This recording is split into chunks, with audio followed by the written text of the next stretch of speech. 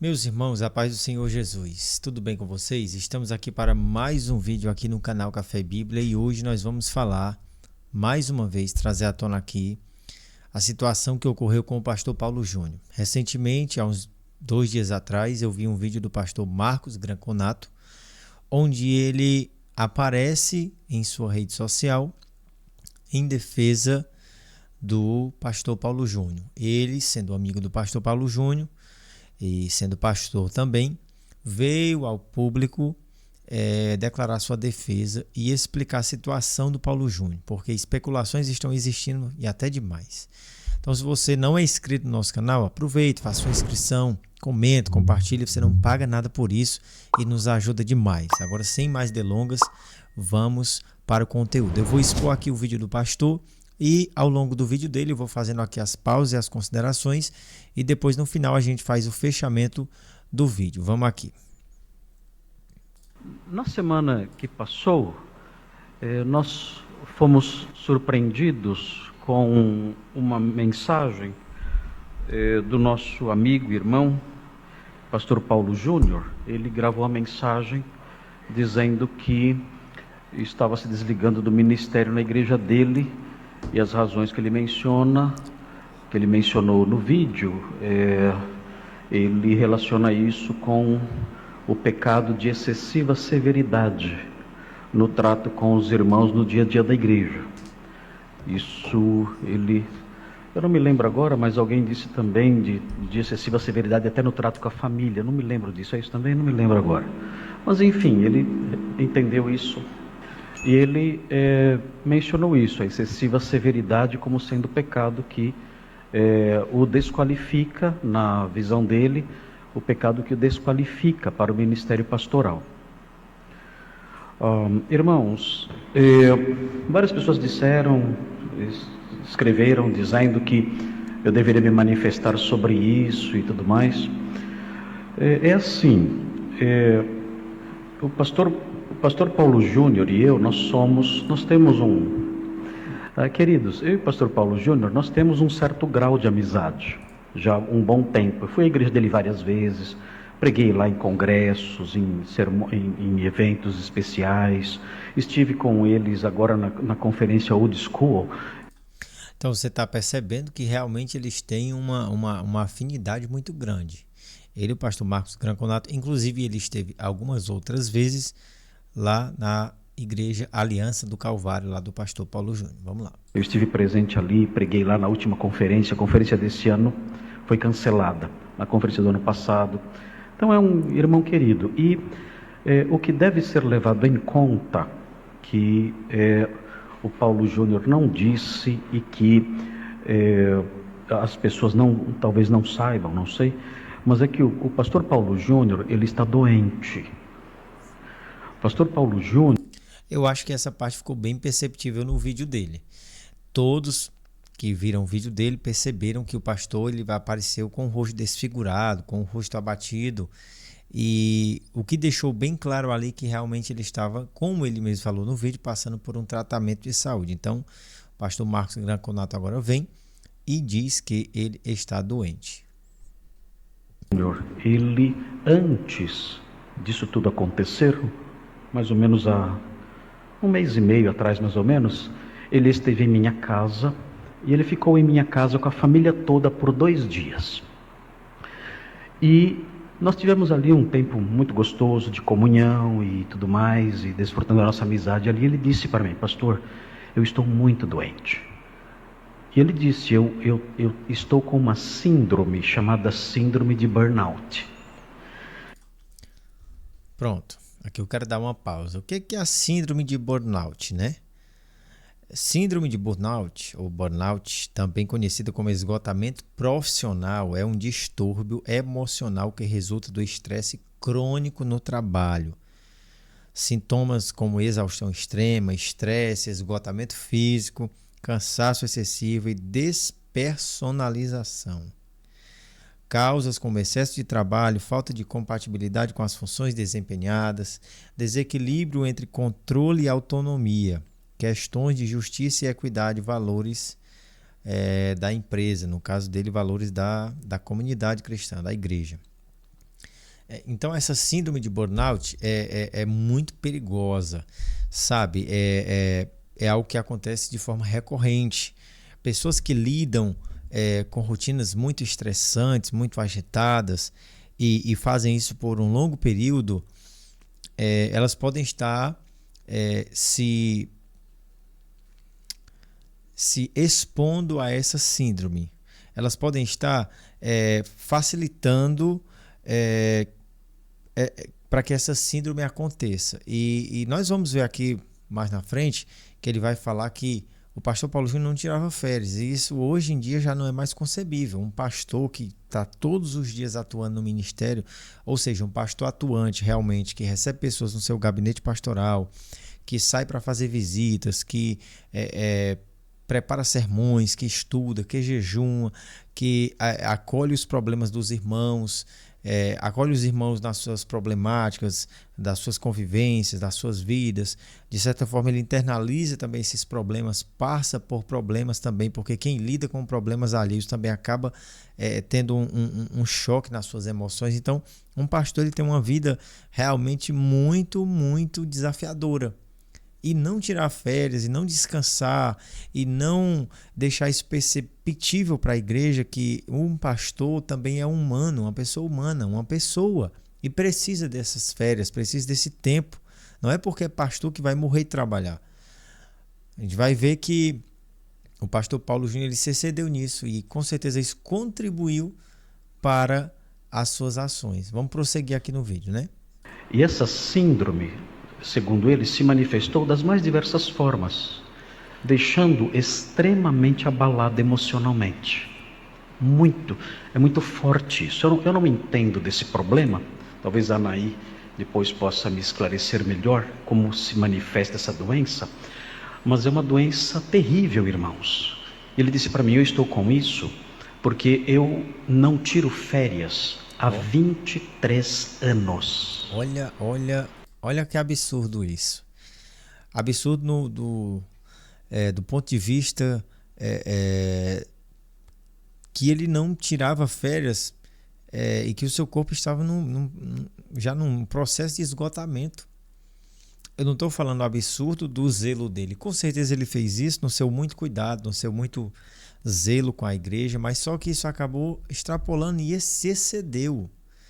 Quando uma pessoa trabalha fortemente, como eu acredito que ele trabalhava no ministério pastoral, por 23 anos sem férias, com certeza iria chegar o momento, mais cedo ou mais tarde, que o pastor iria ficar estressado, que o pastor iria ficar muito áspero no trato com as pessoas, ele iria ficar muito, que possamos dizer chato, mas não é chato, ele ia ficar muito, uma pessoa indelicada, uma pessoa mesmo difícil ali na sua convivência, nos seus relacionamentos. E isso aconteceu inevitavelmente, porque um pastor também é uma pessoa. Pastores precisam entender isso, que eles também são pessoas. Não é porque é pastor que não vai sofrer, não. Se exceder, qualquer um vai passar por isso, vai passar por sofrimento, vai passar por estresse, vai desanimar do ministério, vai começar a descontar nas ovelhas, vai começar a descontar na família. Isso é um perigo muito extremo. Vamos prosseguir aqui. Irmão, você sabe o que é isso? Sem férias há 23 anos. Isso se somou com outros problemas próprios do pastorado e tudo mais. E ele foi diagnosticado assim, com essa séria enfermidade que deixou ele bastante abalado e fragilizado. E os médicos deram a ele uma licença de 3 meses do ministério, para que ele pudesse descansar e se recuperar, inclusive com remédios e tudo mais. Eu, na realidade, nem sei se eu poderia falar isso aqui.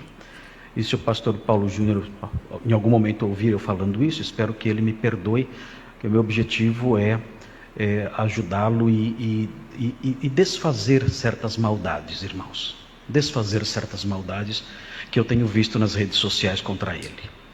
E ele disse isso para mim, contou os detalhes acerca da sua enfermidade, o modo como a enfermidade tem se manifestado nele, preocupando muito a sua esposa e tudo mais. É um sofrimento intenso. Eu nunca tive esse problema, mas a descrição que ele fez para mim desse problema foi uma descrição que me deixou impressionado com o modo como ele vem sofrendo com isso. E ele então obteve dos médicos essa licença de 3 meses. E passou em minha casa, ficou ali 2 dias em minha casa, e de lá ele foi. Ainda bem que os médicos deram essa licença para ele, porque eu acho que se os médicos não dessem, ele ia continuar pregando, pregando e pregando até colapsar de maneira absurdamente perigosa. Graças a Deus que ele foi alcançado a tempo. Essa síndrome de burnout é um caso muito sério, é um negócio muito sério. Pessoas que estudam para concurso têm, pessoas que trabalham numa jornada de trabalho de muitas horas por dia, pessoas que trabalham que não tem feriados, não tem final de semana, enfim. Isso se junta com outras coisas do dia a dia, porque não é só trabalho, a vida da gente não é só trabalho. Já não basta os estresses advindos do trabalho, nós temos estresse nos relacionamentos, nós temos estresse, acabamos tendo estresse, né? Embora seja, em muitos casos, numa menor intensidade dentro de casa, com a família, enfim, sonhos pessoais, estresse, às vezes no próprio ministério, no caso do pastor, dos obreiros, daqueles que participam ali, na linha de frente do ministério, né, diretamente. Então, junta tudo num pacote e não tem ser humano que resista. Essa síndrome aí, ela é comum, apesar da gente não conhecer muito sobre ela. O próprio pastor disse que não conhecia o Gran-Conato aí, mas ela é uma síndrome comum, acontece numa grande parte da sociedade. Pessoas que estudam demais para concurso e conciliam estudo e trabalho acabam entrando nessa síndrome de burnout. Eu, recentemente, comecei a identificar que eu estava quase entrando nessa síndrome de burnout, porque eu também estudo e também trabalho, e estava conciliando e estava me esgotando, estava me excedendo, já estava começando a entrar nesses sintomas de estresse, de esgotamento, de ficar estressado no trato com as pessoas, de ficar uma pessoa chata mesmo. E eu tive que frear a minha rotina. Eu percebi, eu detectei que aquilo não estava me fazendo bem. Eu achava que estudar mais e mais horas de estudo iria me colocar numa situação à frente de pessoas que, por exemplo, poderiam estar se preparando para a mesma prova, para o mesmo concurso que eu, ou algo desse tipo. Mas não. Aí está o segredo da coisa. Quando você pensa que faz demais, você acaba fazendo de menos. Por isso que o descanso ele é tão necessário e é bíblico, né? Vamos prosseguir. Foi para um lugar mais isolado da família para descansar esses 3 meses. E dentro desse período de 3 meses, isso aconteceu. Ele pediu o afastamento do ministério pastoral, dizendo que não estava qualificado para isso. Irmãos, eu discordo disso. Eu não creio que o pastor Paulo Júnior esteja desqualificado para o ministério por causa do que ele fez. Não creio. A desqualificação para o ministério, a meu ver, existiria se ele se mantivesse obstinado nisso. Porque nesse caso, ele não poderia ser considerado irrepreensível. Mas quando um pastor é chamado, exortado, admoestado, reconhece seu erro, entra numa fase de contrição, de tristeza pelo seu pecado e se arrepende disso, essa é a maior prova da sua qualificação. Isso que o Gran-Conato está falando aí, o pastor, é muito sério. Eu também concordo com ele. Eu acho que a atitude do Paulo Júnior foi muito radical. Mas isso é a percepção que a gente tem do lado de cá. Ele, junto com o ministério, com o conselho de obreiros do ministério que ele fazia parte, devem ter chegado a esta conclusão, e aí é onde abre-se brecha, aí é onde alguém quer especular, talvez devia ter algo mais, deveria ter alguma coisa a mais que ele não deixou claro no vídeo, e daí estão se levantando muitos questionamentos, hipóteses, mas eu creio piamente que devido ao zelo que eles tinham, devido à seriedade daquele ministério, realmente foi isso que que o pastor Paulo Júnior falou no vídeo mesmo. É porque já está tão comum a gente ver pastores se afastando do ministério ou não, mas quando se afastam por causa de adultério, por causa de pecados sexuais, por causa de problemas de dinheiro, por causa de abusos sexuais, enfim, ou de outros problemas, já está tão normal isso acontecer quando há um afastamento pastoral, que quando acontece um caso como esse, onde a desqualificação ela vem de outro problema, que a gente fica desacreditado. Eu estou falando muitas pessoas, eu não desacreditei dele. E eu não sou ovelha dele, eu nem conheço pessoalmente o pastor, eu moro a milhares de quilômetros de distância dele, mas eu acompanhava o ministério dele, não tão ali assíduo, mas assisti algumas vezes pregações dele, via que ele era um homem sério, realmente pregava, achava ele bastante radical, sim, em algumas coisas, achava, mas eu via aquilo como uma forma de entender a doutrina, como a doutrina do ministério dele, como uma forma de estilo de vida que eles levavam, ou que propriamente o pastor Paulo Júnior levava. E para mim está tudo bem. Eu vi aquilo como uma interpretação da Bíblia, sendo que ele é um calvinista, né? Ele é calvinista, então eu vi aquilo como uma interpretação das Escrituras, um modelo de vida também copiado de outros homens de Deus que foram calvinistas, dos puritanos, enfim. Então eu achava que tudo isso era um zelo que eles tinham, mas eu via que às vezes ele se excedia assim, e eu ficava um pouco assim com o pé atrás, não com relação a ele não praticar o que ele estava cobrando, mas da forma como ele cobrava, né? E o pastor Granconato disse que acha que não é motivo para ele se achar desqualificado para o ministério, mas eu acredito que o seu zelo é tão grande por esta função e pela obra, que ele vê sim nisso que muitas pessoas talvez dissessem não, mas para um santo homem de Deus isso realmente é um grande pecado. Acho que vocês entenderam. É esse o homem irrepreensível. O homem irrepreensível é o homem que, quando confrontado com brandura e com a Bíblia em punho acerca das suas falhas, reconhece isso e se arrepende, confessa e abandona e segue em frente. Ao quebrado, é verdade, mas prossegue. No entanto, acredito que até por causa da fragilização emocional decorrente da doença, ele tomou essa decisão. Não sei se a igreja, os líderes da igreja também o obrigaram a isso, não sei. Eu acredito, a minha visão, não falei mais com ele depois que ele esteve em casa, mas a minha visão é que ele poderia talvez pedir um período de descanso maior, ou aproveitar esse período que os médicos deram de 3 meses para rever tudo isso e se comprometer a uma mudança caso a sua severidade seja... Para um homem de Deus como o pastor Paulo Júnior, que era um homem que influenciava realmente, eu também continuo acreditando que deveria ter sido feito isso que o pastor Marcos Granconato falou agora nas últimas palavras, né?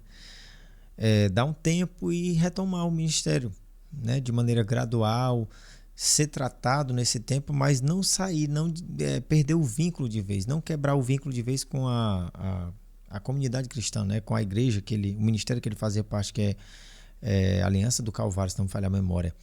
Então, assim, eu acho que foi uma atitude muito radical, né? Foi assim, ele quis dar um efeito muito radical ao problema, e só ele sabe o porquê disso, só o ministério da igreja dele sabe. De repente não foi nem só ele, foi uma pressão maior que ele teve. Eu estou aqui só levantando hipóteses, mas na minha opinião deveria ter sido feito isso mesmo. Mas 23 anos, eu acho que ele falou, 23 anos pregando sem pausa, vivendo o ministério de forma intensivamente, não chega só no esgotamento físico, mas chega no esgotamento também de muitas coisas. Quem sabe ele quis dar um tempo maior, e para isso realmente teve que quebrar o vínculo ali, cortar o cordão umbilical com o ministério, realmente passar um longo período, não só 3 meses, mas um longo período de descanso e de reflexão, e congregando como ovelha, sendo discipulado, como ele falou no vídeo. Talvez tenha sido isso também. Vamos continuar aqui. Realmente uma severidade muito grande. Eu não conheço o dia a dia dele na igreja, não sei. Mas não acredito que ele seja um homem desqualificado para o ministério, e o vídeo que ele gravou, na minha opinião, é a maior prova de que ele não é um homem desqualificado para o ministério. Se houvesse obstinação, eu sou assim, é meu jeito, quem gosta, tudo bem, quem não gosta, azar seu, eu vou continuar desse jeito, aí é diferente. Aí é diferente. Você está desqualificado para o ministério. Ou qualquer outra área da vida, que é elencada lá em 1 Timóteo 3, onde há as qualificações. As qualificações estão lá, para o episcopado.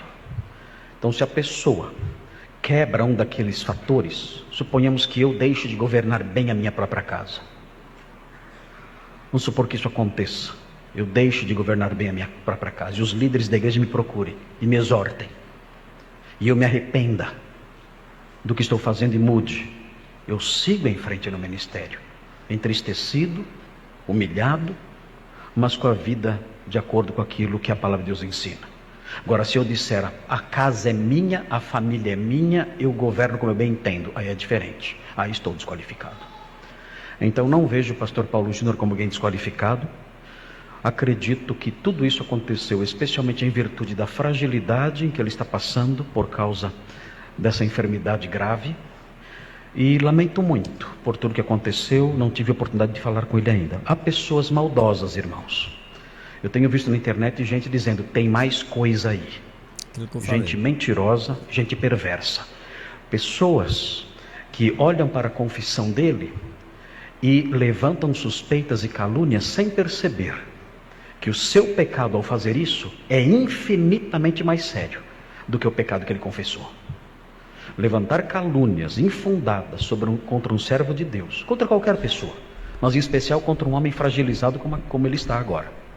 Levantar calúnias contra ele, levantar suspeitas contra ele e tripudiar um homem que já está sofrendo é um ato de crueldade, é um assassinato lento, muito mais grave do que qualquer postura de severidade no trato com as ovelhas.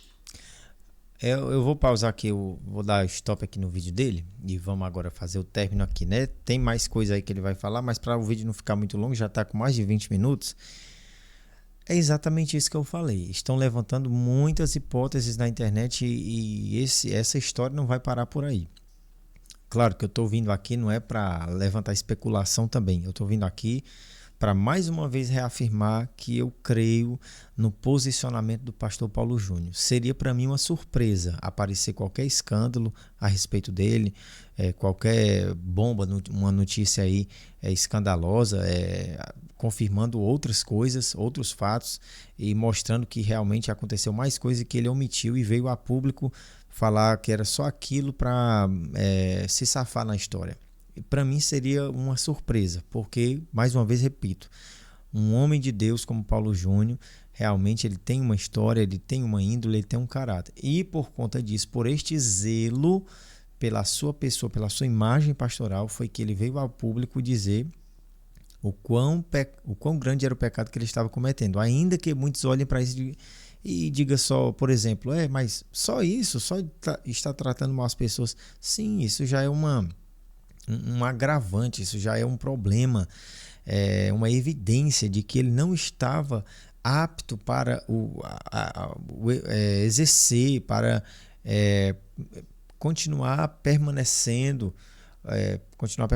permanecer, melhor dizendo, na função pastoral. Isso já é um indício. E ele disse que não era só com as ovelhas, com as pessoas de fora, mas também com os da sua própria família. Olha o tamanho da gravidade da coisa que estava ficando, do problema, né? E ele deu um freio, claro, foi advertido. Com certeza, como eu falei no vídeo passado, ele estava já ficando um pouco cego. A gente acaba ficando por dar conta de muita coisa. E ele foi advertido, e no momento que ele foi advertido, ele deu um boom, deu um estalo, acordou, né? Então vai ser tratado, acredito sim que ele vai se levantar mais uma vez. Como pastor, não vou dizer aqui, delimitar um tempo, porque só ele sabe qual o tempo que ele vai realmente voltar, só Deus sabe para falar melhor. E está precisando muito das nossas orações, da nossa ajuda. Estou muito distante dele, mas eu sei que a minha oração vai chegar até a vida dele, até a vida da família dele. E eu vou contribuir para isso. Então, ore também, as especulações vão surgir, não dê ouvidos a isso, não fique olhando para isso, isso é muito chato, e essas notícias não deveriam nem se prolongar muito, né? De forma assim bem mais recorrente, de forma bem